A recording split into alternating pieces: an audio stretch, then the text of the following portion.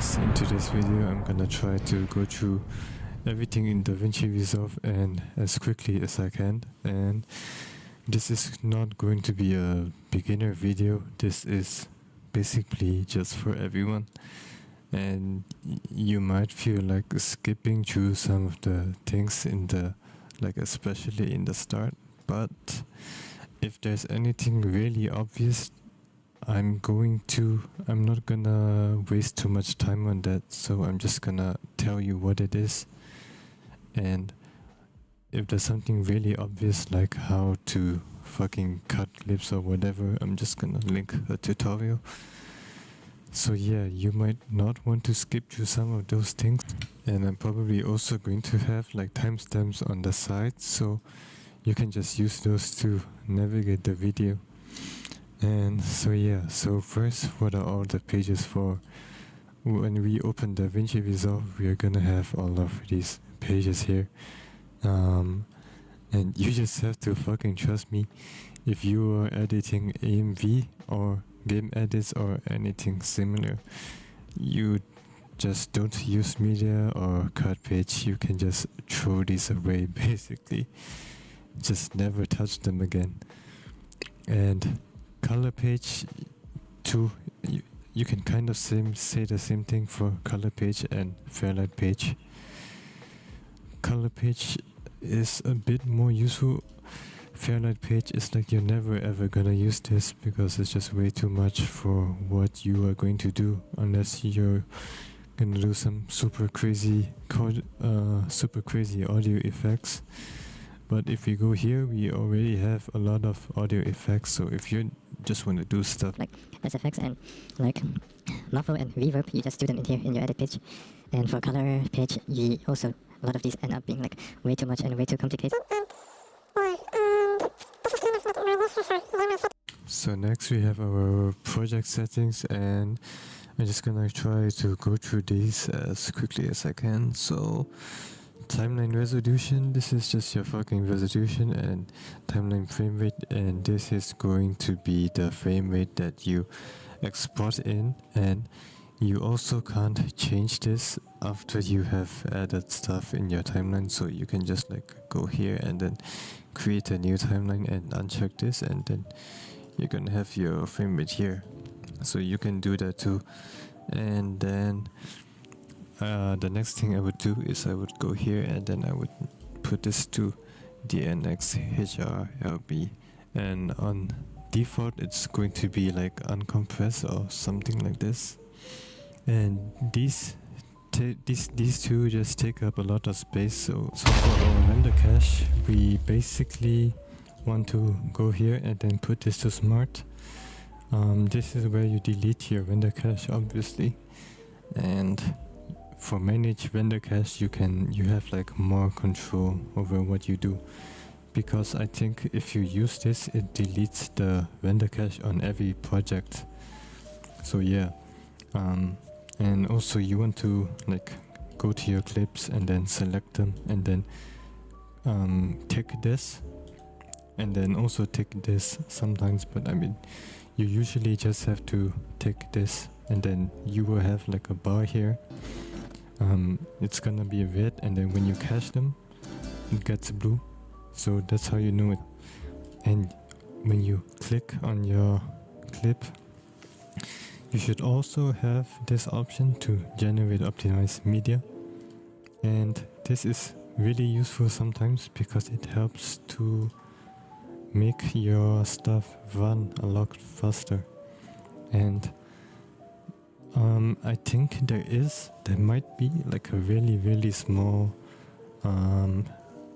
decrease in quality, but I mean I can't really notice anything.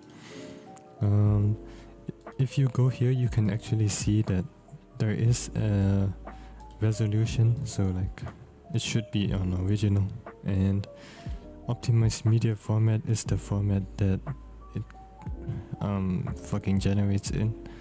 So ProRes is the default, and I think that's quite a high quality, so you should be fine using that.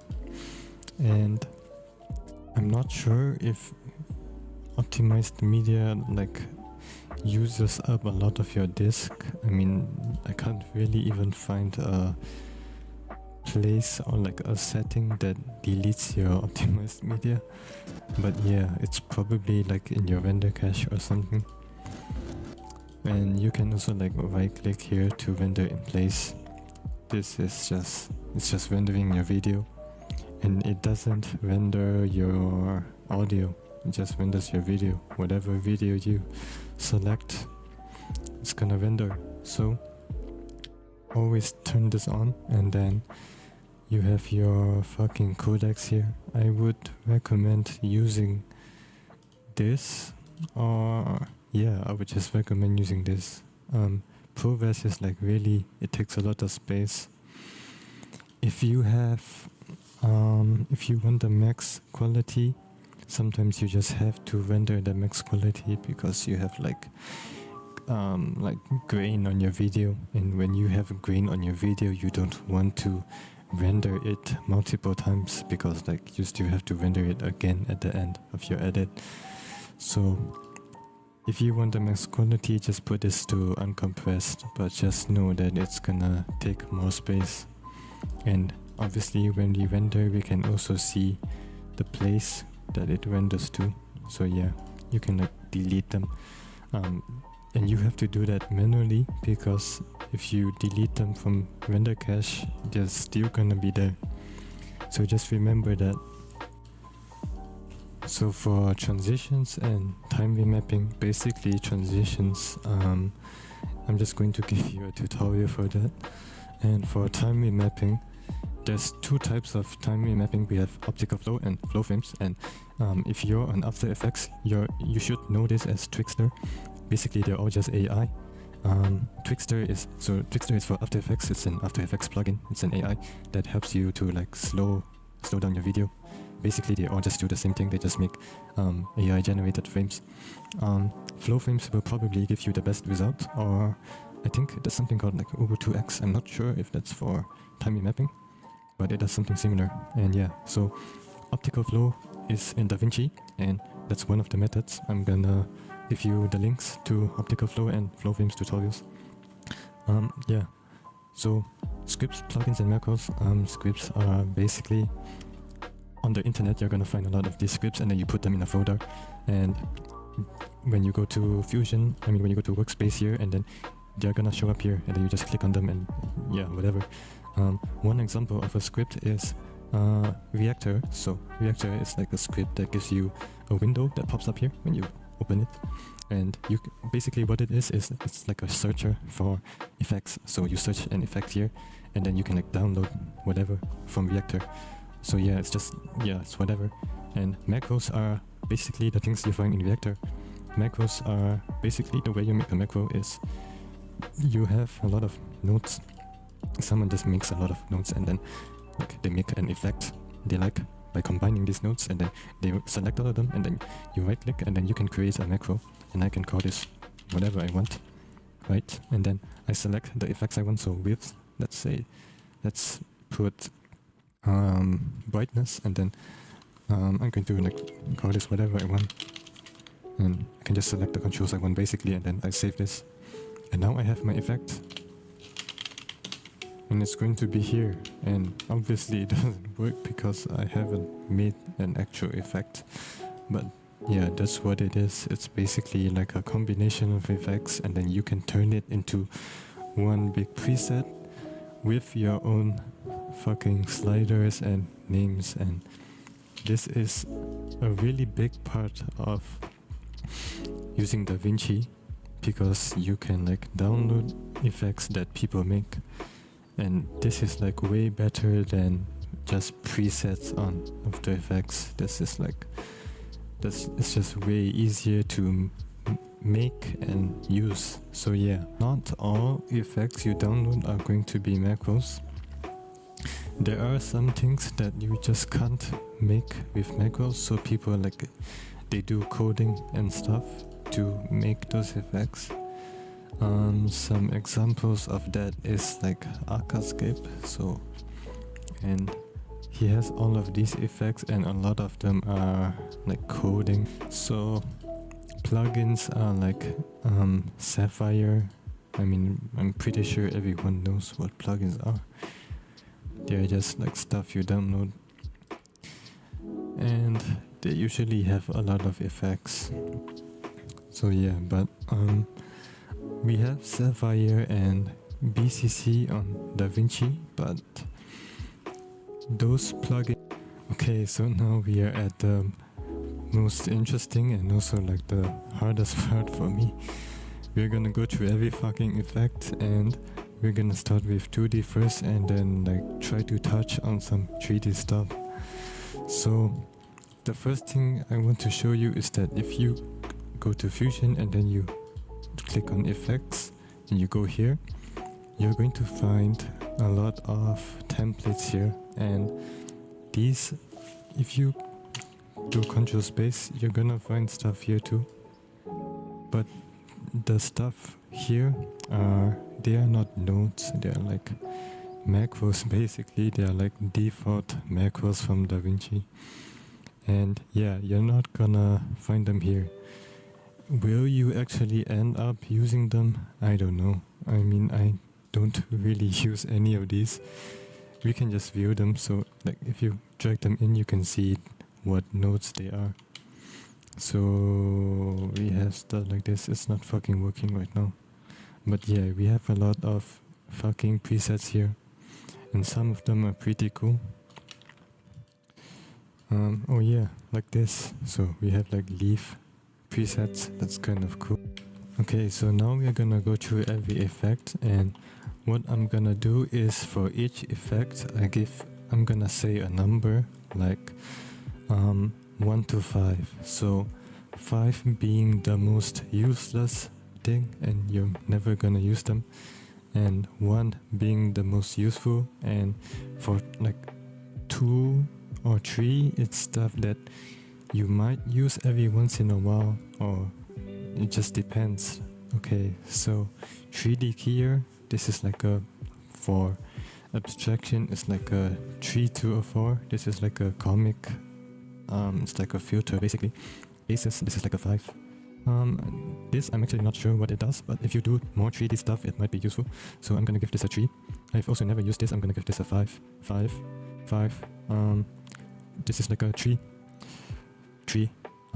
And like 5 and 3. 3. 3.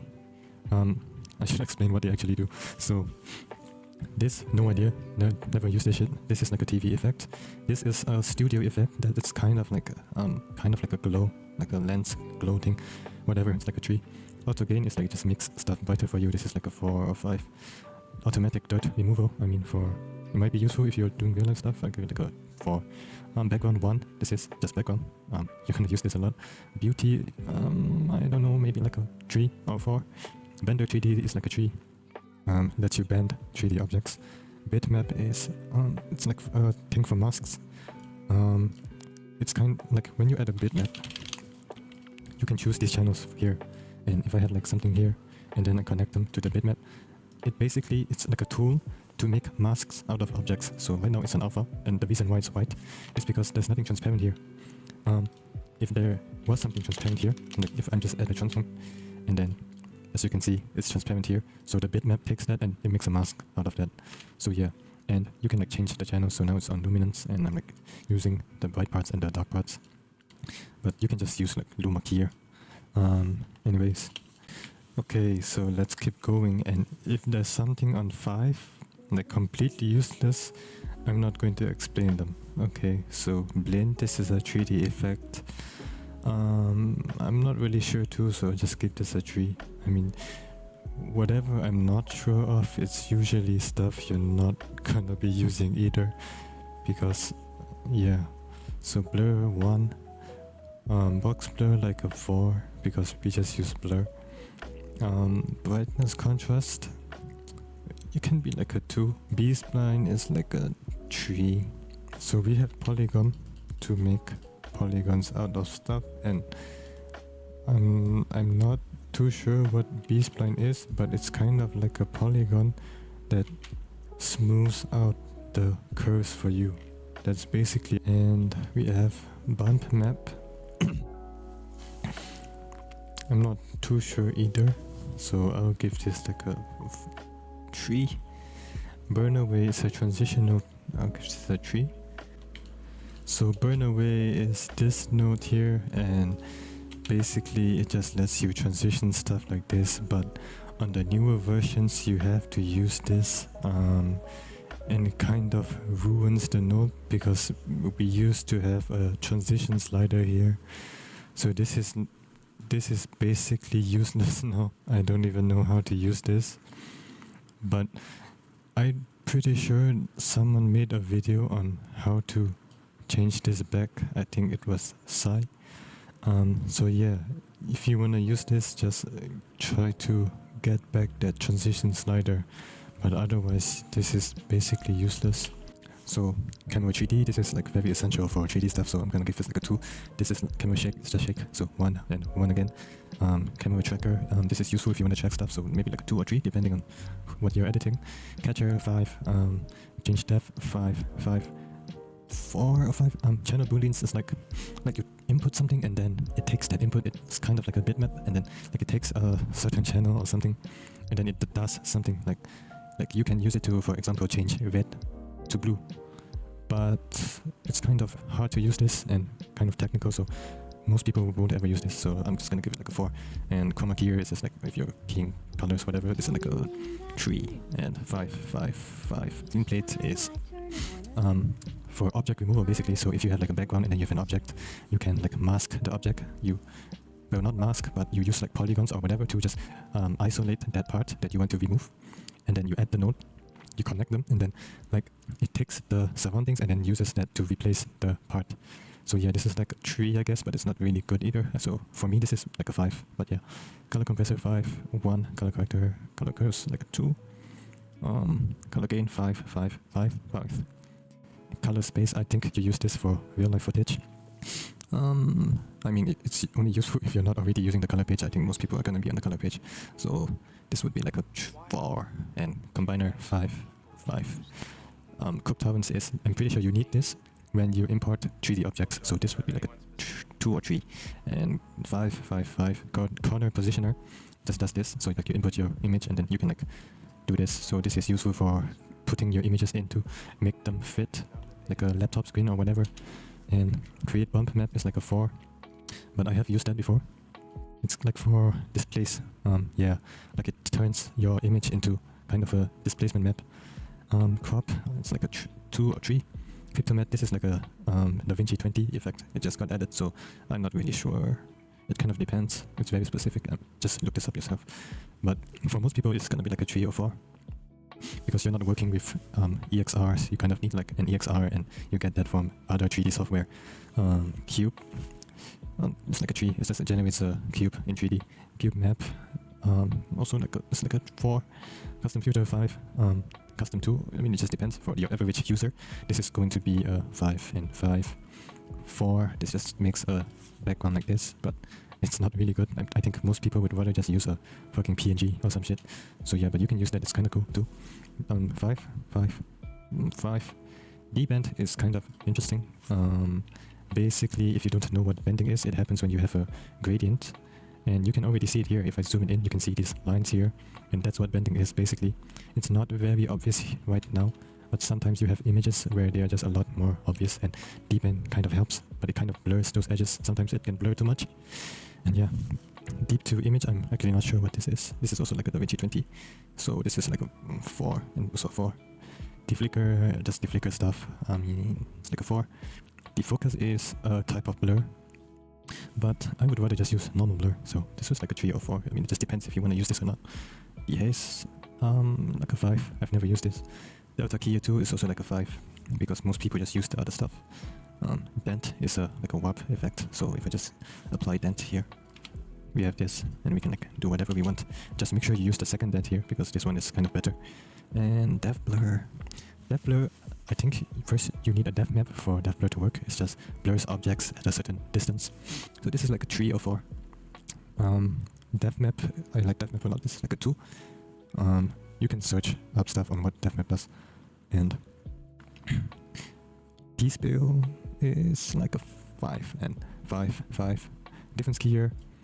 basically it's like a threshold, and you apply two different effects. So let's say, two different medias. So if I have two things here like this, and if I key them out, I get this, and I can invert them, and it just does that. To understand this more, it takes the difference of two images. So that's why you're gonna have like a weird result here.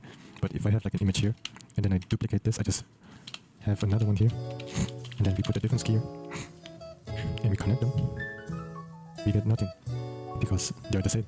And if I move one of them slightly, then we have this, because that's the difference basically. So yeah, you can just do stuff like this.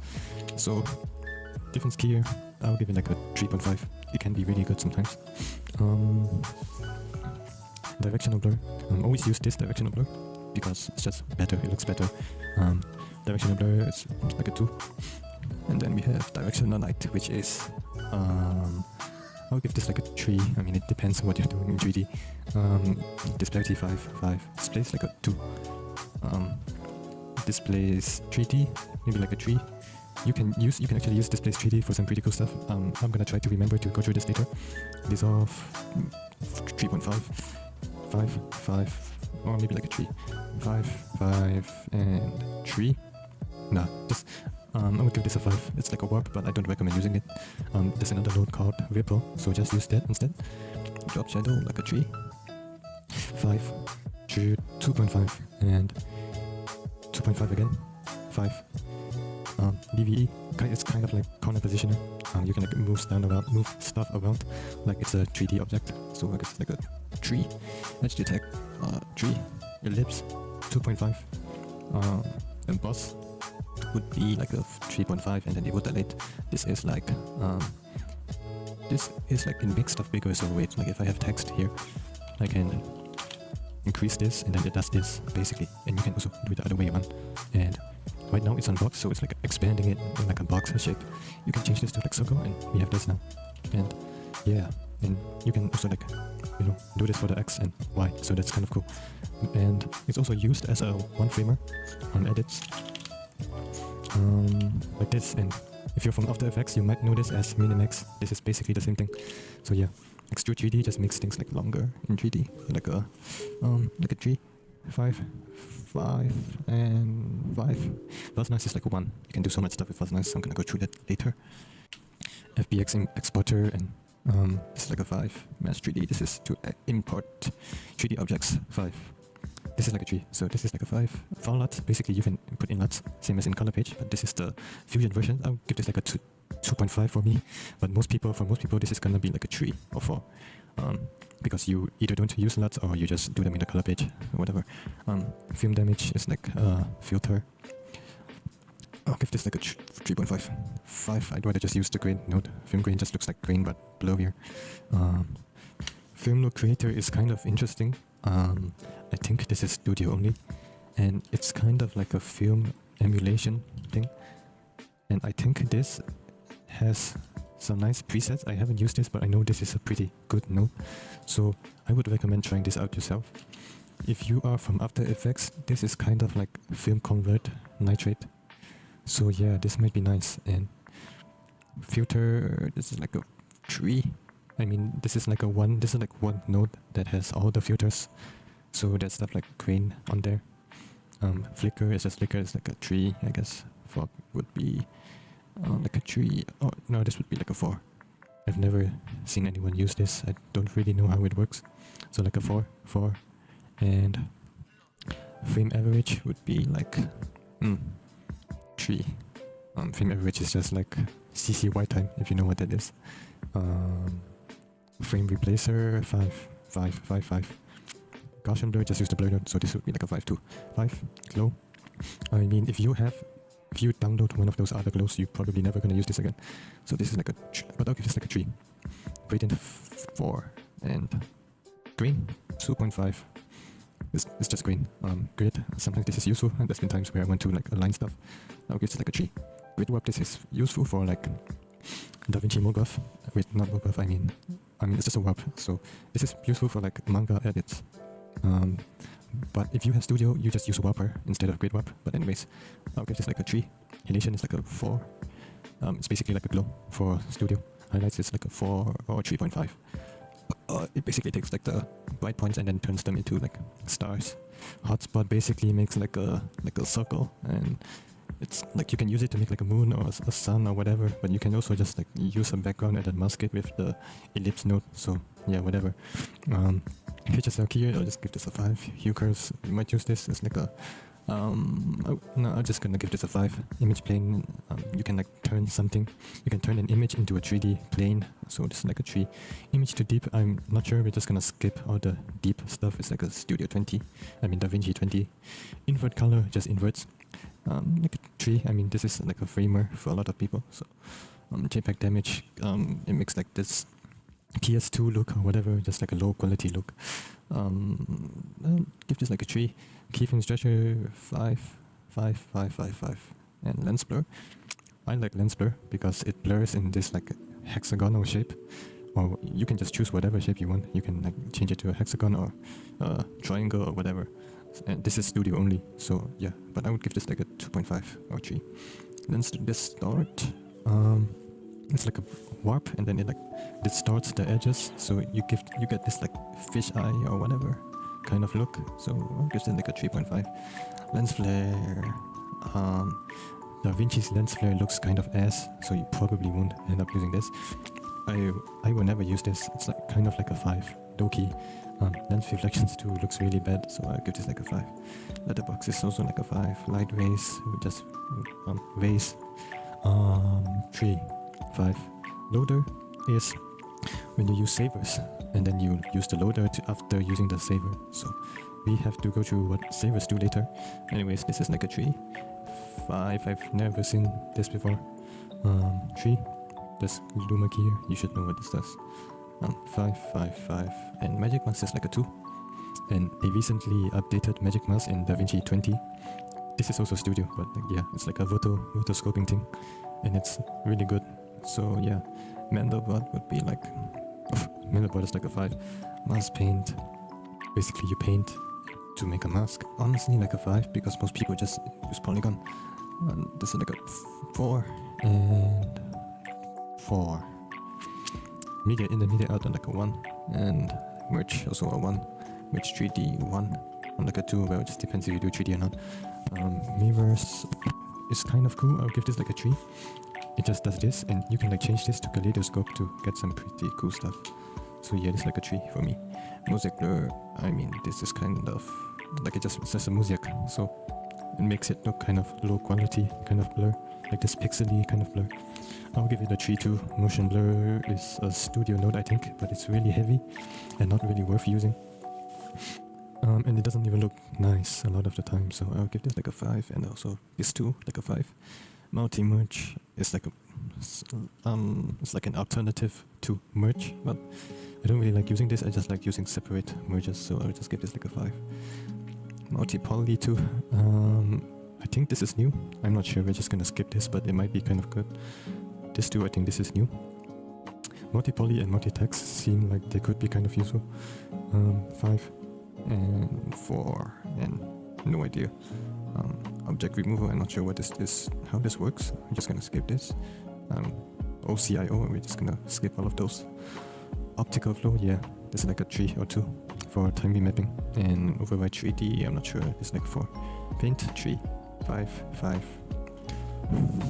3.5, 3.5, 4, 5, 4, 4, 3.5, and 3.5. All of those were just for like particles. We usually just don't use them. They're like very specific cases, but they're useful when you have to use them. But like at a certain point, people just stop using Davinci for particles. We just use like a 3D software like Embergen or whatever, Blender. Pencil sketch, like a 4. Perspective positioner, I'm actually not sure. I think people would rather just use DVE. So like a 4. This is also particles. Everything with P here is for particles. Like so, like a 4, 4, 4, 4, and no idea what this is for. This is also like a 3D node. 4. P image emitter. You can make an image dissolve. So actually for macro here that uses P image emitter, and it just dissolves stuff. So like if I go forward a few frames, you can see that it starts to dissolve, and we can also like change this to point, which does this. And yeah, it like dissolves in this way. It's really laggy. planar tracker is kind of like camera tracker. It like you track stuff and then it makes a transform out of that. Plasma is like this weird effect that is kind of useless too. Like nobody really uses this, but you might find a way to use this. This is like a 4. P-merge, like a 3. No, like a 4. Point light. In 3D we use point light often. It's pretty nice, so I would give this like a 3.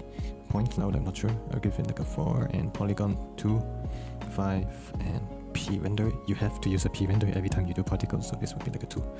And prism blur is like a blur that, if I just do this, if I connect something here, it's like a blur, and if we turn this up, you can see that it's like a rainbow effect. So yeah, it's kind of cool. I like using this myself. It's like a 2 or 3.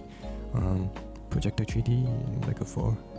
Pseudo color, like a 4 too. It just makes your colors kind of weird, like an invert. But I mean, you usually don't really use this, but it can do some cool stuff. P spawn, like a 4. P turbulence. P turbulence is kind of nice and easy to use. Like you make your particles move in random directions, like a turbulence effect, you know. So like a 3. P vortex is like a 4 for me because it's not really customizable. Radio blur, like a 3. This is kind of like a framer or just a blur, but doesn't really look that nice as a blur. Ranges, like a 5. Vase is kind of like light vase, but it's slightly different. It's like CC vase on After Effects. It's like a 3. Rectangle 3. Reflect, I'm not sure how to use this myself. I'll give it like a 3.5 because it's a cool effect. And relight, I think you need Studio for this and also dev maps. So this is quite a heavy effect. I'll give this like a 3. And then we have remove noise, which is like this is like a 5. I've seen anyone use this. Renderer 3D, you need this for like every 3D composition, so it's like a 1. And repair frame is like a 5. Replace material, another 3D, so this one is like a 3. I've never seen anyone use this, like a 4 or 5. And replicate 3D, I've seen some people use this, but I'm not really sure how this works. I'll give this like a 3 though. Resize is just resize, so yeah, it's like a 3 or 2. Ribbon 3D, I'm not sure what this does too, but I'll give it like a 4. Ripples, this is another warp, so when I add ripples I can do stuff like this. But anyways, I'm not gonna go through them now. I'm gonna go through some of these nodes later. But yeah, it's a warp, so this is a warp. I'll give it like a 2.5, and this would be like a 5. Saver, 2.5. I mean, it just depends on what you're doing, but some people will end up using saver a lot. Scale, I've never seen anyone use this. I think you should just use resize instead of this. I'm not sure. Scan lines, I'll give it like a 4. I mean, a lot of people use this, I know, like as a framer or like to make this PV effect, but it looks kind of bad, so I just don't recommend it. Let's say it's a 4, and this would be like a 5, 4. I have to go through this later too. Set canvas color, I've never seen this too, like a 5.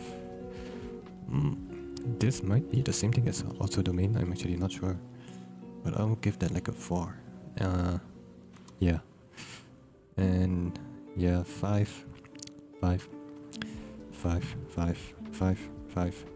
3. This is the shapes in 3D. Like you can select this and then it gives you like a drop down of a bunch of different shapes, like a sphere, cube, or whatever. Sharpen is sharpen. I'll give it like a 3. Sharpen edges is another node, but I would give this one like a 5. And jitter 5. Smear, I'm not sure. I think this is a studio node or like a new node or something. I'll give this like a 5 though. 4 or like 5, and this would be like a 5. This is a 4. Soft glow, some people use this. I just use glow, so I don't recommend using this though. I would give it like a 4. And 5.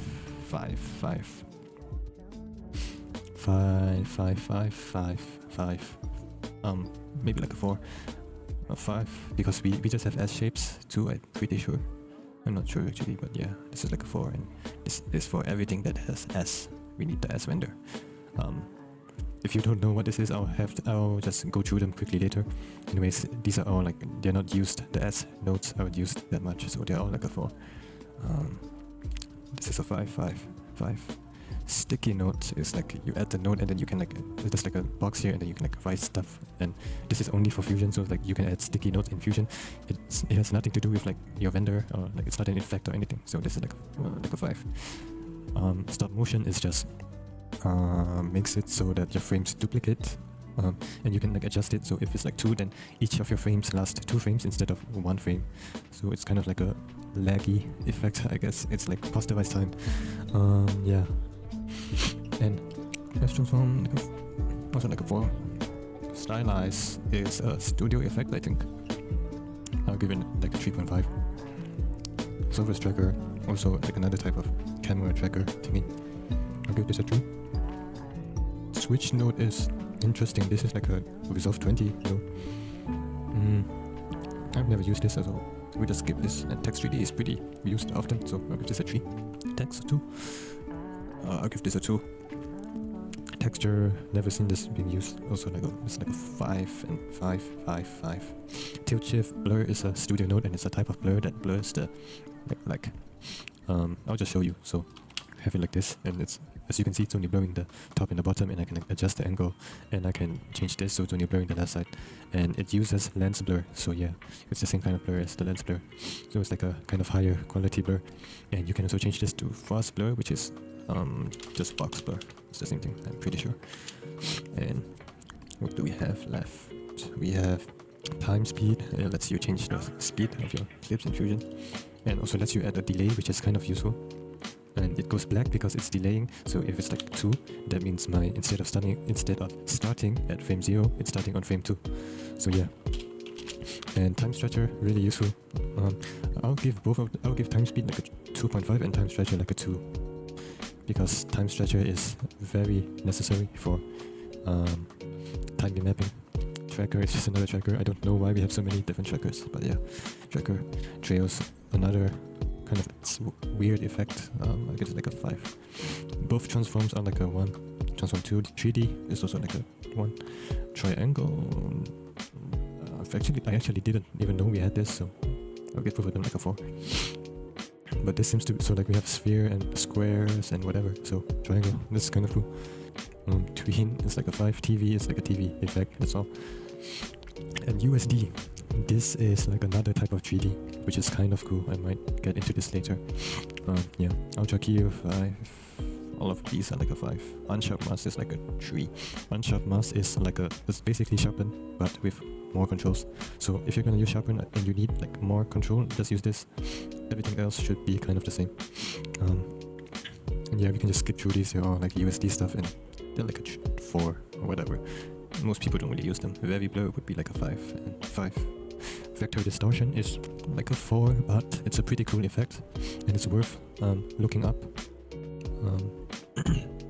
Vector motion blur is a kind of nice looking motion blur, but it's really slow.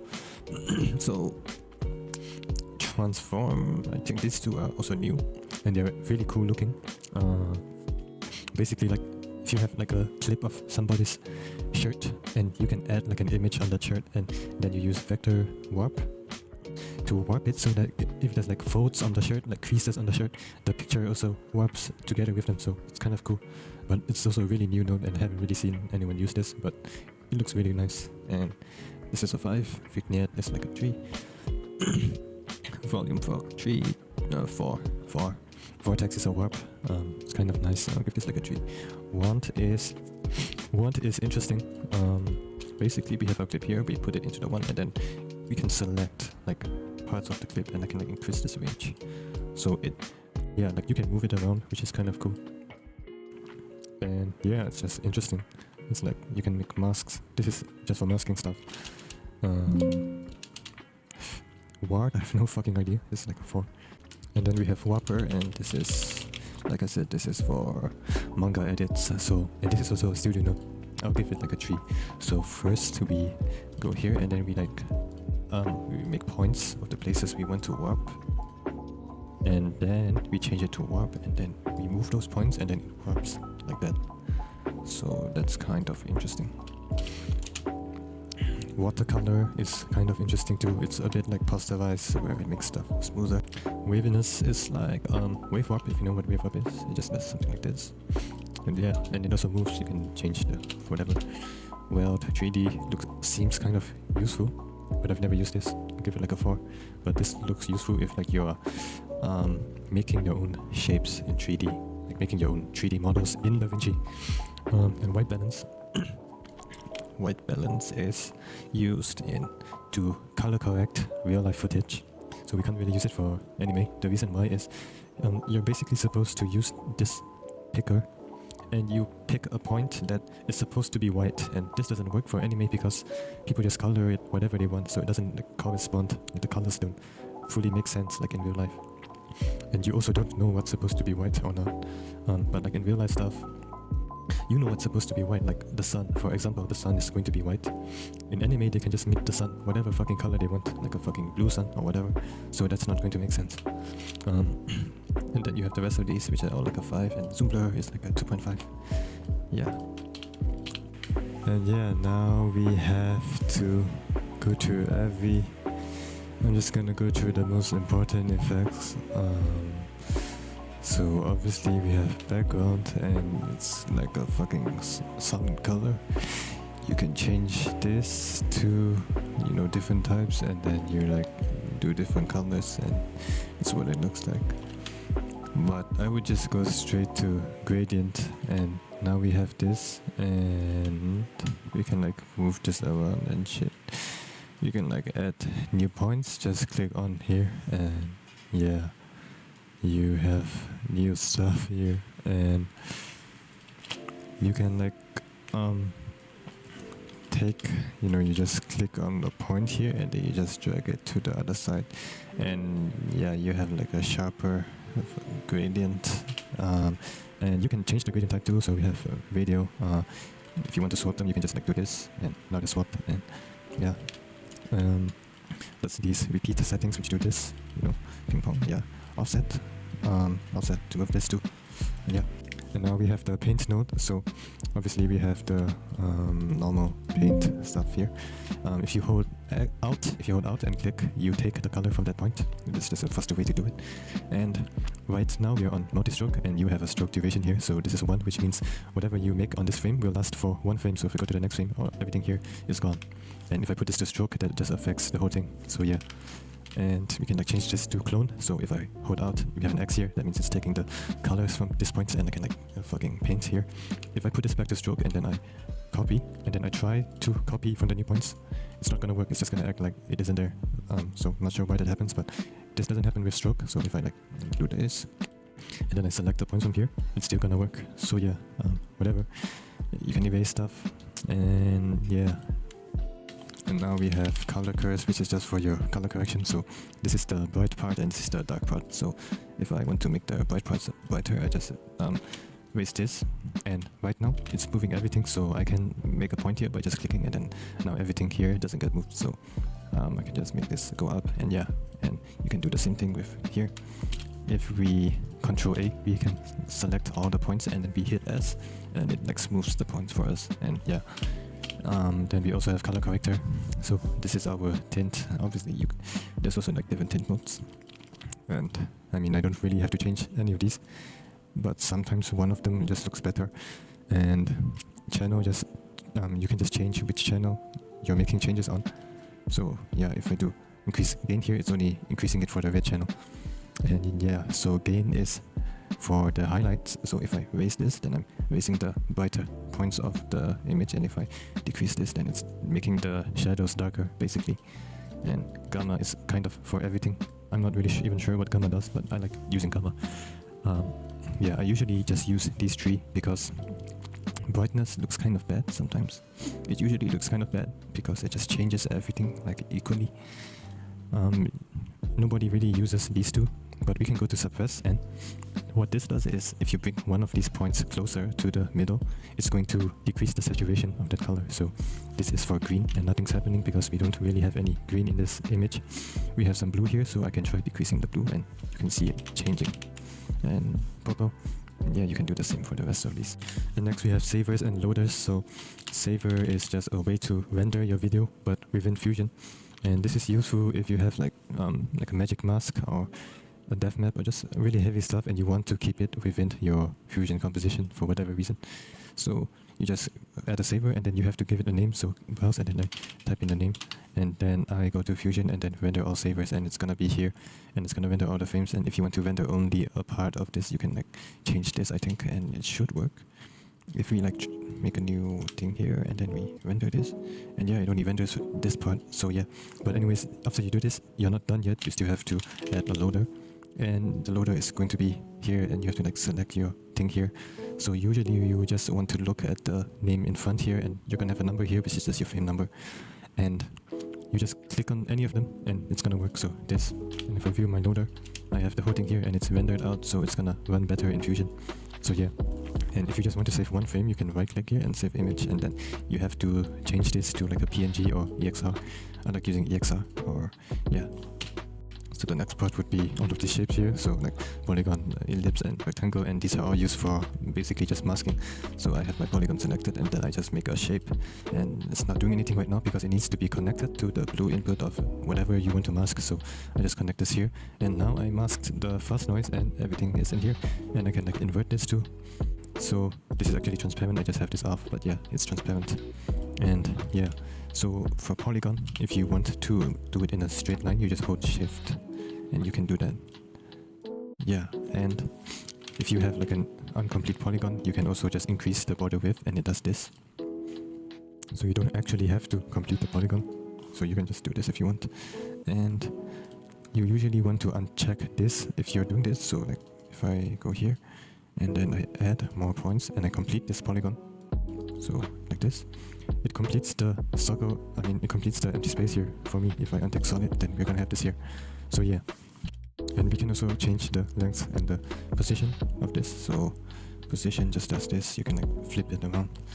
And for ellipse, it's also kind of similar. If we uncheck solid and then we increase the border width, we get this. We have length and position again. Same for here, but we don't have length and position for this, but we do have the same. We do, so we actually do have this. I've never tried this before, but yeah. And now we are just going to quickly dive through some basic 3D stuff that you might use. For this, I'm going to try particles, so we have here, and to render this we have to add a renderer 3D at the end, and also this is set to 3D here. So yeah, and if you view our p-render, I can like hold Control and scroll out with my mouse, and it's like zooming in. If I don't hold anything and I just scroll in and out, I'm moving up and down. If I hold Shift, I'm rotating. And yeah, I'm actually not sure how to like turn. I actually have no idea. I've never done it before, but I haven't needed to turn around. We have our p-render and our renderer. For your renderer, I usually change this to hardware renderer, and then I turn off these two. And usually what this does is it just gives you better performance, and you shouldn't lose quality. It's really rare, but sometimes it starts to glitch out a bit at some parts. So if it starts glitching out, you can try changing this to quick sort. But yeah, if it doesn't work, then you just have to probably use this, but this is like way slower. And so here, for particles, and we can like change the region here. As you can see, we can make this like a cube and then increase our depth and change the point to make this bigger. And yeah, and now you have like these 3D particles, and you can add a camera 3D, so that just make sure that your camera is like at the end of the node tree, and you can move around in 3D just like this. And we can increase the angle of view, which is like your FOV, if you know what that is.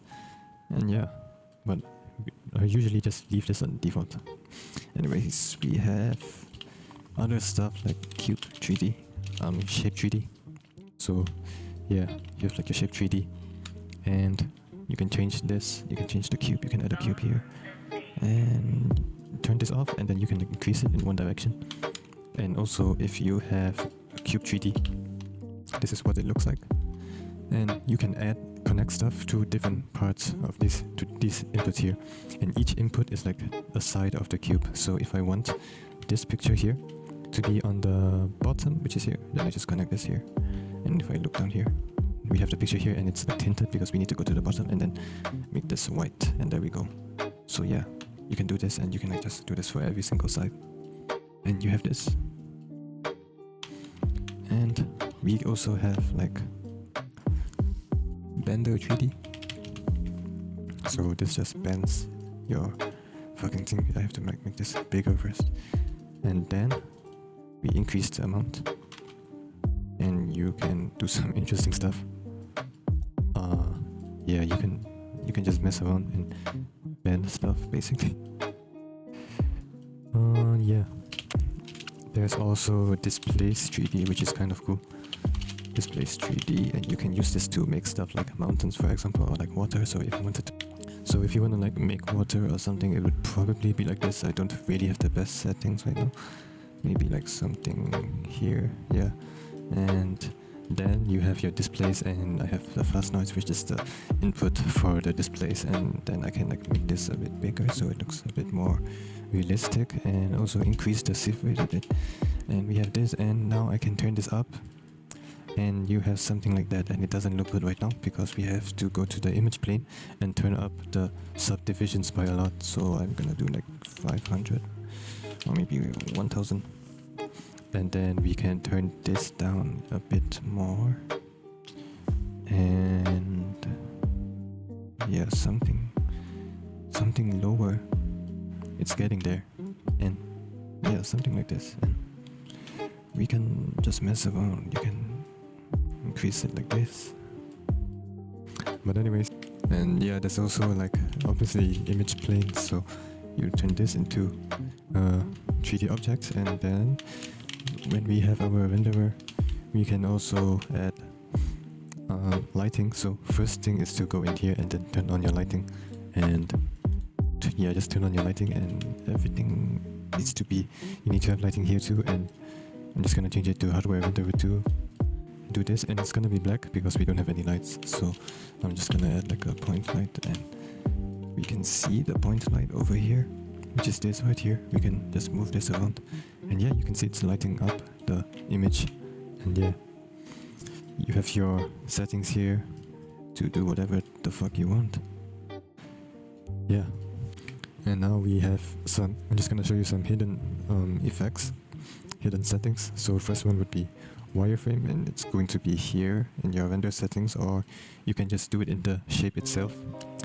I'm pretty sure all shapes have this, and yeah, and your wireframe is going to be based on the subdivisions, so we can adjust this. And we also have like in the shape node, we also have the settings here to like make it go up or down. And yeah, there's just a lot of stuff here. There's not much else in 3D that I have to show. For normal 2D nodes, you will probably notice that if you go to the settings, you have these channels here, you can change them, and that means if I turn this off, then I'm only making changes to the red and the blue channel and the alpha channel. So if I move this here, you can do this to get like this chroma split effect, and then I can like duplicate this and then change the fucking thing here and just do random stuff basically. And the next thing would be increasing the limits for some nodes. So for fast noise, I have a limit here and it's 5, and I can like just type a random number, and usually it works. So this is 20, I do 80. And then for some nodes it's not going to work, like camera shake for example. If I go 10, it doesn't work, it just stays on 1. So the way to bypass that is right clicking and then go to edit controls, and then find the control you want to change. So Y deviation, I'm going to look for Y deviation here, and it's going to be the name here, and our range and allowed, we want to change these two. So allowed means like the max that it's allowed. So if I put this to 10, then when I use the slider, it's still going to be 0 to 1, which is the range. But if I type in a number, it lets me go to 10, so that's allowed. If you use range, then the slider just matches that. So if I have a range on 0 to 10, then when I put the slider all the way to the right, then it's going to be 10. And that's all. I can also change the type of control here, so you can do like a screw control, and right now it's on slider. So let's try a screw control, and then the next thing you want to do is always change this to controls, because you want it to be in this controls tab. So yeah, you just do this and then click OK, and it's here. And as you can see, it's a screw control, it's not a slider, and it works until 10. So yeah. So you might have noticed that after we did that, the Y deviation also moved down to the bottom. And the only way I know how to fix that is first you need to turn this into macro, which is kind of troublesome, but whatever. We have to like just select every control that we want. So in this case, I'm just gonna select everything. And the stuff that you're probably not gonna use, just don't use them. Just don't select them. And yeah, that's basically it. And then I just name this whatever I want. Save this. And then type to get your macro, and it's gonna be here. And as you can see, the problem with macros is that we moved some things from the settings tab over here. And you can put them back, but you have to like go to controls and then find them, and then you select put them in another tab here, which is really troublesome. I'm not sure how to do that, but anyways, we just want to move this back up here. So Ctrl+C to copy it, and then open Notepad and paste it in. And you're gonna have this, and these are all your inputs. So you have to just kind of look at the pattern here. So we have input 1, 2, 3, 4, and so on. So input 2 is X deviation, and X deviation is over here. We want it to be below X deviation, so it needs to be right here in the middle here. So we want to find Y deviation. It's going to be somewhere here. And yeah, we found it, and we want to copy it together with this thing here. So just like this, copy it and then delete, and then delete again.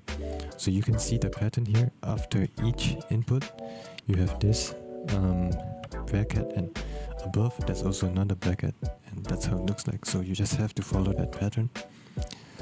X deviation is here, so we just enter and then copy, and there's an input above and an input below, so that's correct. And now we Ctrl+A to select everything and then paste it in. There we go, we have our Y deviation here now, and everything should work. So that was a lot of stuff, and you probably don't know how to use them, so we're gonna talk about some actual editing stuff. So for shakes, first of all, for shakes, you might have seen from other tutorials to use like anim curves or whatever. I just recommend using these two nodes, camera shake and the other camera shake, which is here. And I'm gonna explain the differences because there's like use cases for both. So for camera shake, we have these settings here, and you want to change this to mirror, obviously. And yeah, this is just a normal shake, and you have randomness here. And yeah, there's not a lot of control over this, but yeah. And the cool thing about this is you can invert the shake, so like everything else is the same, but you basically invert it's like kind of like the phase of the shake if you use After Effects before or a shake. So like you switch the starting point of the shake, and it looks like this. You basically don't have to change anything else here. And the perk of using this is that I can keyframe the speed, and it looks like this. It looks normal, but on this shake, if you try to keyframe your speed, it usually bugs out, and I don't really know how to fix that. So we just make sure that our randomness is off, and then we keyframe our speed like this. And it's fine here, which is weird because it usually bugs out, so maybe they fixed it in the newer versions, but on 18.6 it would really bug out a lot. So yeah, if this is fine, then nice. But yeah, if this is fine, then I would still use this anyway. I would still use this other camera shake because it has the invert and the controls are just easier. So yeah, but when do you want to use this is for the zoom shake, because we don't have zoom on this one.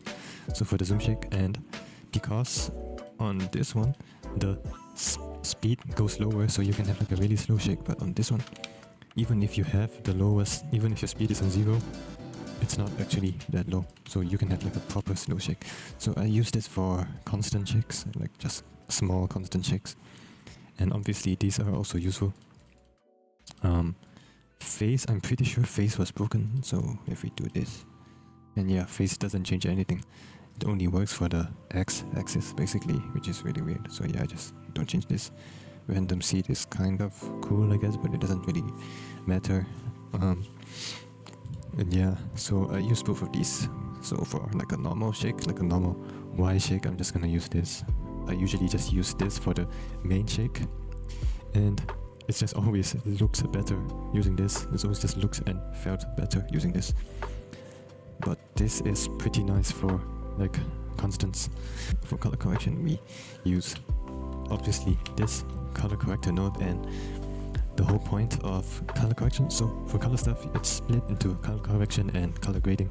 Color correction is where you try to make your clip look normal or like neutral. So in this case, it's like really warm and kind of really red and blue. So we try to balance this out by just usually it depends, but like we can try to like balance it out.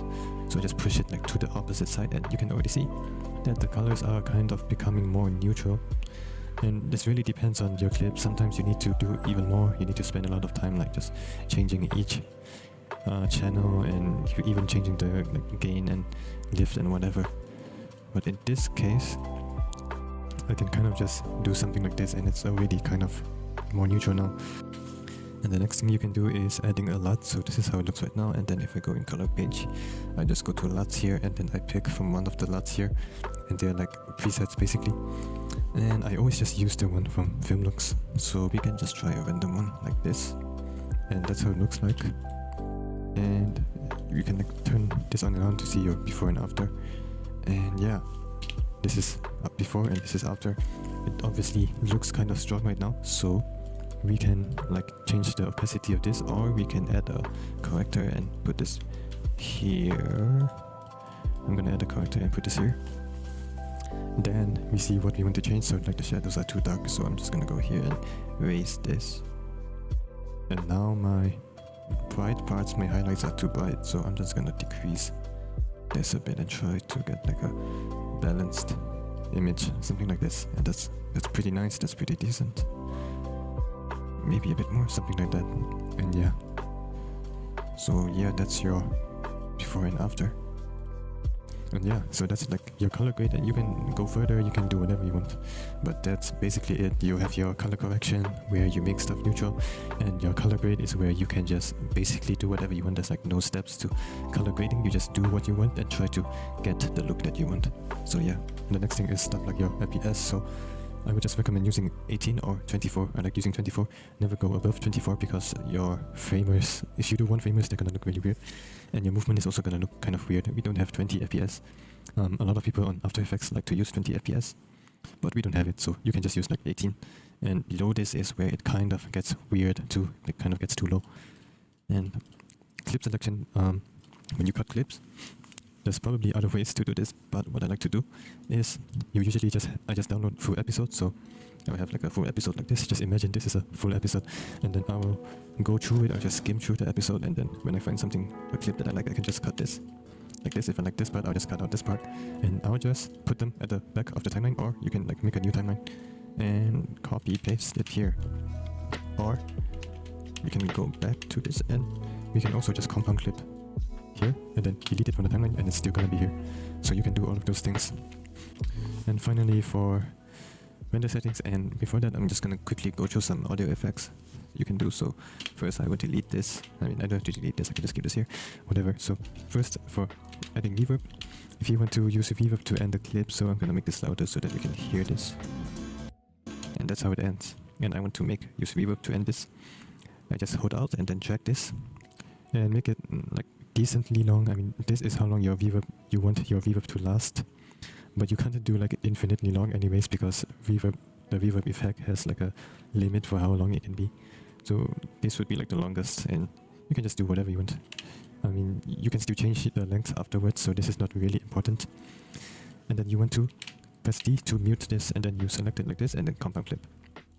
And before we do that, you also want to make sure that you don't start this part too far back, because this will be like the ending part. So you might want to like use here instead, and then select this, compound clip, and then create this. And you're gonna have this, and then go to Fairlight, add reverb, drag this here, and you can see that we now have reverb after here. And yeah, you might have noticed that it doesn't really sound so good.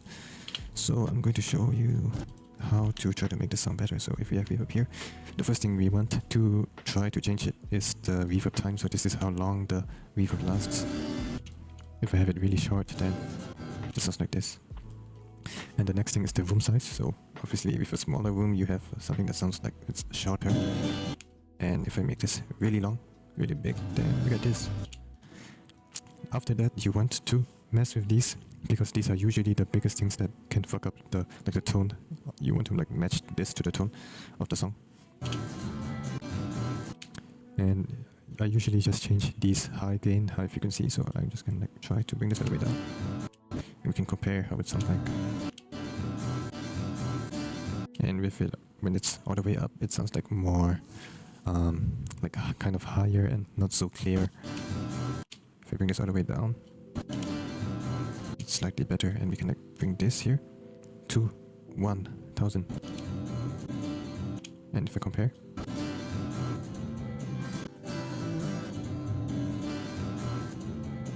so there's obviously a really big difference there. So yeah, I'll just mess with this and this, but mostly these two. And now for render settings, you just have to remember these, just like copy them every single time. So format QuickTime, codec H.265. You can use H.264 too, but H.265 has better quality and less render glitches. The only problem with this is that you might need VLC player to watch them, and they don't work on all websites. But if you're using like YouTube, then it's gonna work. And then resolution, you want to do a 4K resolution every time. It doesn't matter if your clip is in 1080p, you want to render it in 4K. And this is not going to upscale it, it's actually just going to be the same. But the thing is, if you have YouTube, if you're uploading to YouTube, YouTube is going to detect that it's 4K and it's going to give you a better codec, so you have better quality on YouTube because they don't compress your video as much when they see that you're using 4K.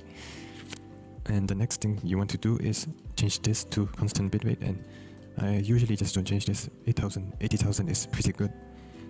And yeah, you can just render it like this. Sometimes if you want to be really fast, you can take this, use render cache images, but this is going to give you slightly less quality or not. It depends on whether or not your render cache is uncompressed or not. If it's uncompressed, then you can just use that every time and don't lose any quality. But we don't really like to use uncompressed unless you have a lot of space, so whatever. And yeah, same with this too, both of these. But yeah, just render it like this. And audio, I don't really change this either. So yeah.